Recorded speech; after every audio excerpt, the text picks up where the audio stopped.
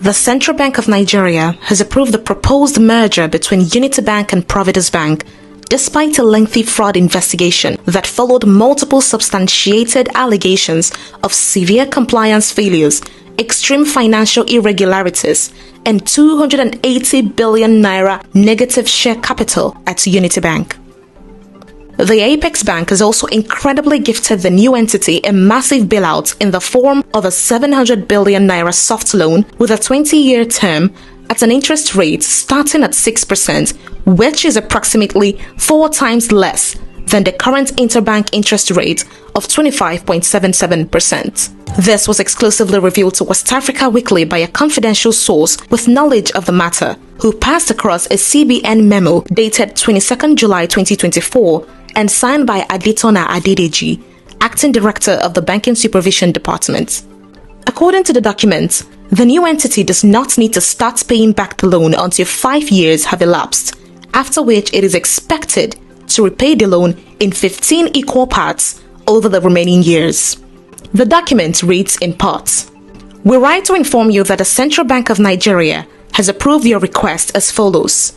A financial accommodation totaling 700 billion naira to the new entity, structured as a 20-year term loan.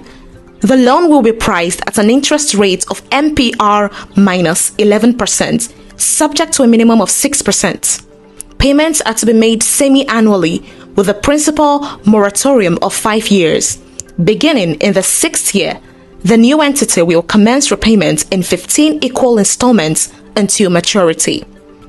It will be recalled that Unity Bank had been under intense regulatory scrutiny since December 2023, when West Africa Weekly published an evidence-based expose titled "Unity Bank Fraud: An Unfolding Story of Nigerian Corporate Malfeasance." At the center of Unity Bank's fraud case is Thomas Akor Etu, who became chairman of the bank's board in 2015. Under his leadership, the bank issued a suspiciously high number of liar's loans, which are loans given with minimal due diligence. This reckless lending increased the bank's total non-performing loan exposure to 400 billion naira by the time he retired in 2018. Entities directly linked to Etu alone were responsible for 29 billion naira of these NPLs, which were later wiped off through a hideous 2016 deal with Frontier Capital Alternative Assets Limited, where the bank sold its entire NPL portfolio, worth 242 billion naira, to FCAAL for just 6.43 billion naira. By offloading these bad loans, Etu and FCAAL were able to remove the toxic assets from Unity Bank's books while retaining the collateral associated with these loans. Thus, Etu profited from the very loans that had put Unity Bank at risk. Despite the clear criminality of these activities, no significant actions were taken against Etu or Unity Bank's treasurer, Sonny Bakunye, who was implicated in a separate fraud case involving the disappearance of 13 billion naira. According to the source, Unity Bank's quarter-trillion naira portfolio of non-performing loans was effectively laundered by being converted into shares in companies like Notora Chemicals and Nine Mobile, where Thomas Etu holds significant stakes. He is chairman of Notora Chemicals, where Femi Edun of Frontier Capital also sits on the board, and he was recently named chairman of Nine Mobile, where he sits on a board that also includes Femi Edun and longtime business associate Nahim Abe Ibrahim, who happens to hold a significant amount of non-performing loans at Unity Bank.